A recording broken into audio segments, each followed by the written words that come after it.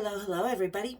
Welcome back to Backstage Bimbo TV. It's me, as usual, Allison Rouse, your most notorious groupie, and author of We've Got Tonight, The Life and Times of Notorious Groupie, me. So great to see everybody, as usual. Thank you so much for all the love and all the supporters, for everybody that actually watches and is subscribing. Thank you so much. I can't even tell you guys how much I appreciate you. And don't forget, you guys, the link to my book is down in the description. Hell, it's even available on Walmart.com. How it got there, I don't know, but it's there. So, also link to my merchandise. Everything is down in the description. And don't forget to hit that subscribe button for the 50% of you that are just watching my videos unsubscribed. There's going to be a lot of good things coming here for the subscribers. Speaking of a lot of good things, we're going to go back to the 80s. That's right, folks. 1987. And the first time that I met Bruce Dickinson. Now, this is a story of stories. So this was, oh no, it wasn't 87. No, that was David Lee Roth. So this was February 8th, 1987, it says on the pass. And I was still in high school. Bruce was probably, he was pretty early on, third or fourth rock star, somewhere around there. David Lee, Def Leppard had been around. God, there's a few passes on here. Hold on. Oh, yeah, Foreigner, when we ditched Foreigner. Yeah. Because not all bands are groupie worthy, so to speak. But like I said, this is about Iron Maiden, who are definitely groupie worthy. And guess what we're having? That's right, folks. Bruce Dickinson's own beer. I've been looking for this in Utah. When I was working for the Department of Alcohol Beverage Control, I was the first one to bring this in to sell at the store. So, and then the alcohol thing changed and it switched over to grocery stores from the liquor store. Long story. But it's taken me a while to find this beer. And I just happened to find it when I was grocery shopping the other day. And I was like, fuck yeah, I can finally do Bruce Dickinson. Probably what I said about February of 1987. So everybody, grab your troopers, kick up your feet, and we're going to have a little cocktails and rocktails. That's right. Do. All right, folks. Cheers, big ears. Yeah, just a regular pub beer. It's good. It's decent. It's okay. Kind of like Bruce Dickinson. All right, folks. So this was, like I said, February of 1987. Danny was in college at this point. I was still in school, what I was doing. Anyway, and we were all wanting to get backstage. It was Vinnie Vincent opening up for Iron Maiden. And it was after Vinnie had left Kiss and all that. So we had been at the show and inside the show. And the roadies were getting ready to set up for Vinnie Vincent and stuff. And a couple of them, you know, Iron Maiden roadies were looking at us. And like, hey, ladies. And we're like, hey, boys. And it was Jerry, Christine, and me from high school. Through to the two girls from high school and me that were not groupies. Kristen was not at this show, unfortunately. Because I probably would have had a lot more fun had I been with Kristen. Jerry was always kind of frigid.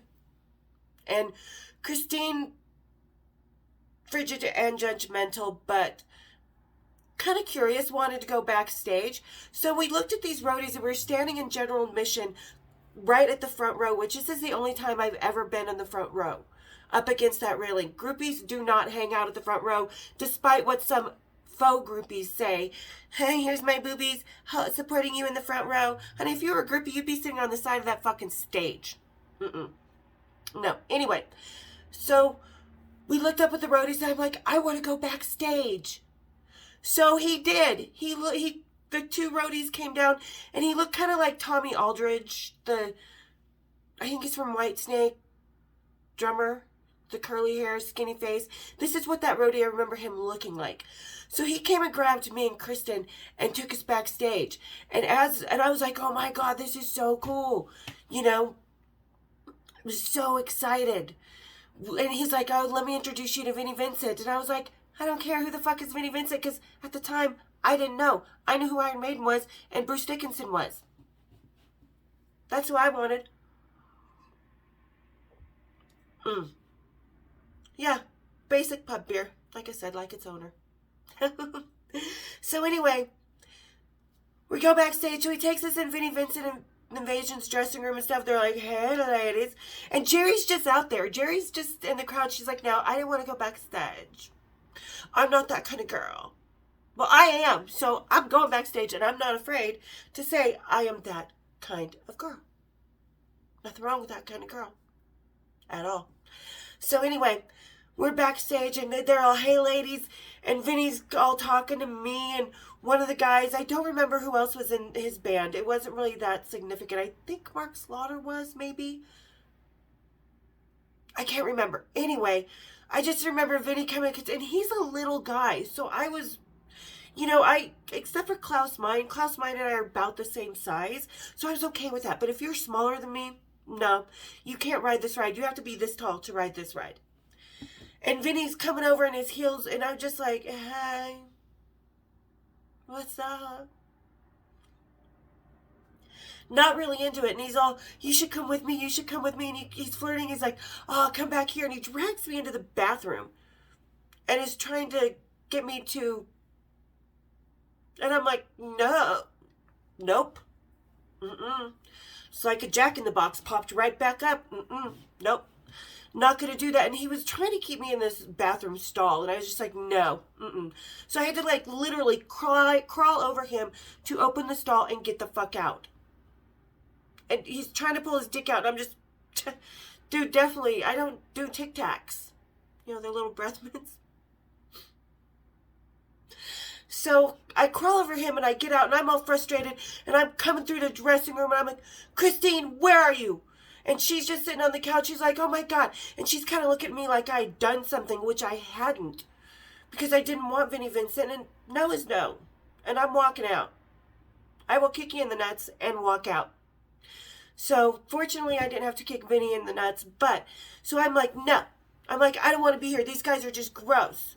So I walk out and I'm all pissed off and frustrated and I don't know my way around and I'm trying to find my way back out to the crowd so we can go watch the show. I'm all pissed off, trying to figure out about backstage because it's still early in my backstage career. I'm still learning backstage etiquette and stuff because there is etiquette to backstage, which I will talk about. So as I'm getting frustrated and I start to open this door, that's to the outside. That's not where I want to go. And the security guard's like, if you go out that door, you're not coming back. I'm like, but I have a pass. He's like, that's only for the opening act. Because there was another pass before this green one that you see. But I didn't keep it. I ripped it off and threw it away because I was so pissed off.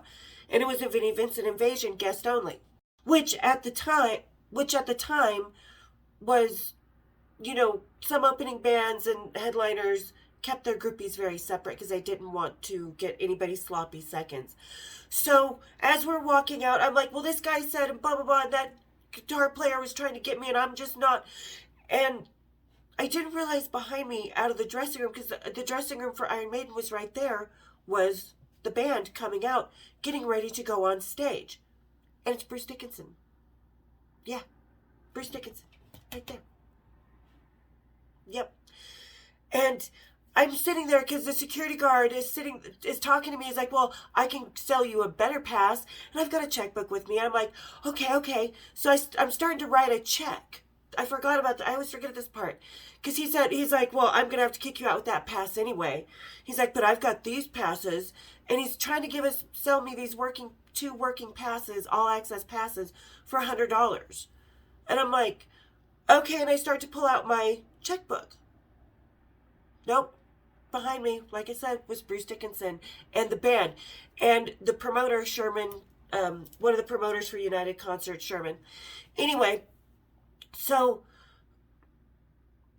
all of a sudden behind me, I hear like, what the hell are you doing? I can't do his accent that well because he has a bit more of a posh accent. It's not posh, but still kind of, I do better at the Brummy accents, the West Mids. So anyway, he's like, what the hell are you doing? And I turn around and there's Bruce and I'm like, what the fuck? Holy shit, there he is.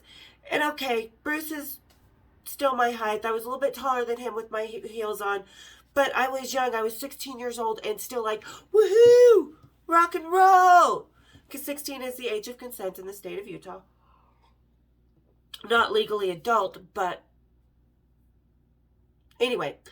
So he's like, that's not cool. He's like, you can't be selling them passes, and started screaming. And next thing I know, this guy's being fired, let out the back door. And Bruce is like, you're right, love. I mean, it must have given him a way in. Because, and I'm this cute little blonde, and Christina's shorter than me, brunette. Cute girl, you know, kind of freckles, little pug nose, kind of girl next door cute. So I'm like, ooh, Bruce Dickinson. And my instincts kick in. I'm like, yeah, poor me. And start playing, you know, because this was another learning curve for backstage. So I'm just sitting there going, yeah, poor me, and letting him soothe me. And he's like, here, let me have my tour manager go get you a pass. And Sherman just happened to have this pass on tour, the All Access pass. So he gave me this one and was like, there you go. And he was like, you should come sit on the side of the stage. I'm like, okay, because I've been on the side of the stage. I love the side of the stage. It's the best place to see a show. Well, except for front of house, because sometimes you want to see the pyros and stuff. So side of the stage, you're not bothered. You're comfortable. You're hanging out. There's not a lot of other people there. You try and stay out of the way of all the texts. But so anyway, I'm like, yeah. I said, but we still have a friend out in the audience that was left behind. And so we go out, and Christine and I are standing on the side of the stage, and Jerry's like, oh, hey. And she's still up at the front row. I'm like, do you want to come up here? And she's like, no, I don't want to go up there. She's like, and I go down there, I'm like, and I'm standing in front between the stage and the security guards. I'm like, are you sure? It's like, it's more comfortable. And well, I don't want to have to do anything once we're done there.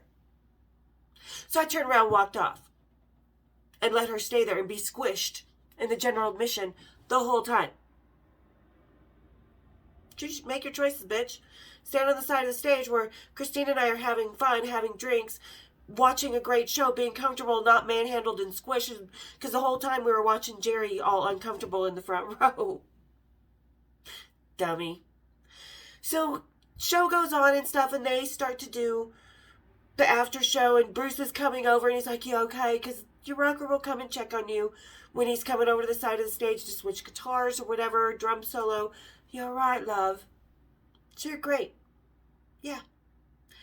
After the show, we're going back, and he's doing the meet and greet, and he's like, no, stay here, stay in my dressing room. He's like, I'll have, my guy, Clive, take good care of you. And Clive, the roadie that I was talking about earlier, that's who that was all taking care of, making sure Christine and I had drinks, and Christine ends up ditching me. Because she's like, Jerry's got to go. I don't want to be left. I'm going out there. So she ditches me, and I'm like, fuck, I'll call my mom if I have to, because I will. And my mom, I had such an incredible mom that was always there 24/7. She didn't necessarily like what was going on, but she decided she was just going to be there when she needed us.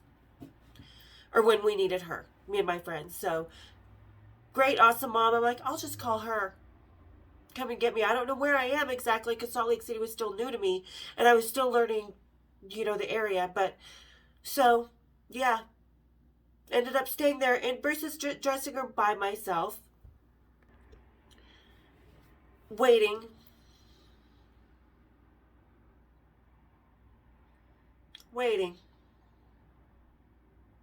Because this is backstage, folks. A lot of waiting for the groupie.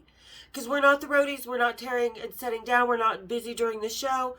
We're waiting for our guys to be done with interviews, to be done with the show, to be done with the meet and creep. And he was doing the meet and creep, so I wait until all of a sudden, and I'm trying not to be nosy. I'm not a nosy person, but I was kind of, scoping inside of his road cases a little. Not like going over and grabbing and touching, just sort of leaning over and looking.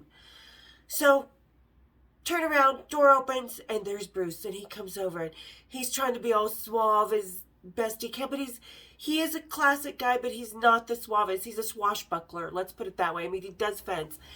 And we start talking. He's like, so are you doing better now, love? I'm like, yeah. He's like, well, do you want to come back to the hotel with me?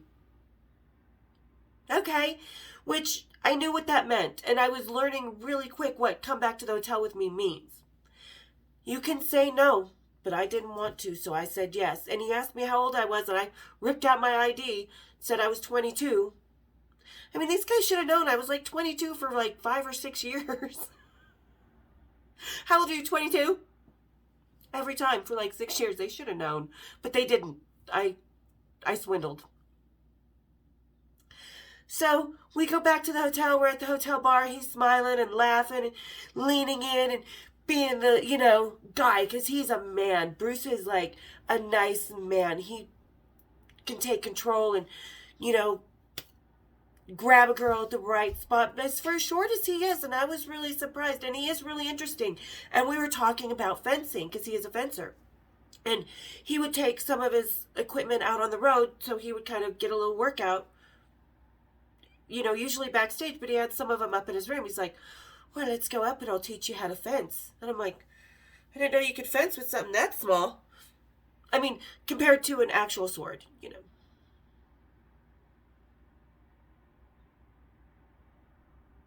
Somewhere around there. Yeah, so we go upstairs. And he grabs me, and he had been putting his hands on me and like kissing my neck and stuff, but he hadn't actually kissed me on the lips, which he did. And Bruce has nice lips, so it was really nice to kiss soft, pillowy lips, and he's a good kisser. And he kind of grabbed me. He's like, all right, let's fence. He's like, but we have to do it naked, except with the little face things on. And so we're naked with the face things on, and he's behind me and teaching me how to fence. And I'm like, okay, but you're stabbing me with your pee-pee. Don't go back there. Why do men always try to do that? Try and slips it in. No! Stop that! Anyway, so we're fencing and stuff, and he's like, and he comes up and we do a little face-to-face joust. And next thing I know, he's like, I win, and he picks me up and he wraps my legs around him. Like, I didn't know there was enough room on his short little body, but like I said, he's pretty strong and stocky. Like, he's not a weak boy, and he's not a weak man by any means. So he throws me on the bed. And this is where the wiggler comes in, because ladies, we have always all had a wiggler in bed. It's kind of moving his hips and wiggling and kind of up and down, and even his tongue is like a wiggler. That like wiggler. And that's Bruce Dickinson, folks. Wiggler. He makes a decent beer. But like I said, this was still pretty early on. He was maybe my third or fourth rock star and man in general, because David Lee and I'd already had a couple times, salve by this time. So probably Dave Mustaine. Oh yeah, Eric Carr. Maybe it wasn't the third or fourth. I lose count. I mean, I know exactly it's under 100. It is. It's under 100, but I don't know which lineup they're in unless I look at the pass. So there you go. And I ended up hanging out all night long because I told Mom I was staying the night with Jerry, and Jerry just got all pissed, and we had big purses back then, so I had clothes in my purse, actually, that I was going to be, because Jerry just picked me up and we went straight to the concert. So I had clothes in my purse and stuff that I was going to be, so I was fine the next morning, and ended up calling my mom and be like, yeah, they left me down here. I just stayed the night with a couple friends down here. Could you come and get me? And she came and got me, then I came and got me. The band had pulled out already, like we had great morning sex and breakfast. And they took off in all their tour buses. I'm like, bye. Oh, mwah, mwah. Mom. So, but it was fun. Like I said, it was really cool because I was just learning the backstage passes. I was trying to figure out, is there more? I swear I feel like I have more Iron Maiden passes than this one from this show. But, yeah, so there's the Bruce Dickinson story, finally, that I've been able to do, thanks to finding his beer here, which is good. Like I said, so was Bruce Dickinson. He was good. He was fun. He tossed me around like a rag doll, which I love, and I'll let a man do. Fuck yeah. I mean, not like in a bad, hurtful way, but, yeah. Just toss me around, throw me up against the wall, fall off the bed, and break the TV with me. We didn't break the TV, but we did the rest. Yeah. All right, guys. So there's early on 1987, backstage with Bruce Dickinson, and jumping over Vinnie Vincent. Ugh. To this day, dude never liked that man. All right, guys. Hope you liked this little story today. Again, don't forget to subscribe. Hit that button and hit my bells. So you want to know what's really going on in Cocktails and Rocktails. And then when I hit 1,000, I start doing the giveaways. You have to be subscribed for me to give away merch or books or other stuff. Stay tuned for that. Hit the subscribe, hit my bells, and I will see you next time for some more Cocktails and Rocktails. Cheers, big ears.